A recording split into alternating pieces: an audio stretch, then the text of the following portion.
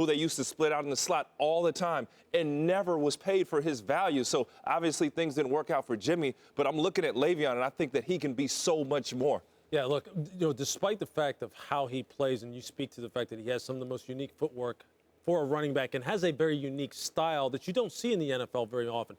Look, that hesitation style, hop, skip, read, kind of pick and slide and then accelerate type of style that isn't really a downhill smash mouth type of style is one that you don't see. And he does eliminate a lot of big hits that a lot of running backs do take. But that being said, he is a guy who has multiple lower leg injuries in his career that is just inherent with the position.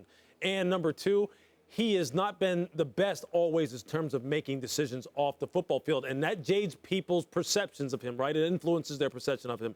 So all that being said, would I have advised him to take the deal if I was his agent? Absolutely. Getting up there in the $15 million per year range, I've said all along, look, average per year wasn't so much a concern for me. It was how much money was guaranteed at signing. There was only 6 wide receivers. I mentioned this yesterday on this show. There's only 6 wide receivers right now as far as veteran contract renegotiations and extensions that got $30 million plus on a deal. He was getting that. So, right, he's checking boxes left and right, left and right. Now, he is taking a big gamble on himself. He is going to assume that, look, with the number of touches that he has gotten per year and the number of ways in which they use him, look, he is putting himself at risk every single snap. And teams are going to look at him as a depreciating asset. Okay, just like if you drive a car off the lot, they're going to look at him the same way. Every touch that Le'Veon has this year, every team that is a prospective team for him to go to in free agency is going to go, well, that's one less carry for us. That's one less carry for us. That's one less carry for us. He's banking on, hey, look, I'm still going to only be 27 when I hit free agency. Somebody's going to pony up. Somebody out there in free agency is going to say, we have to have that, and we can't replace that kind of production with a third rounder. We can't bank on, hitting a home run on Alvin Kamara or Kareem Hunt again.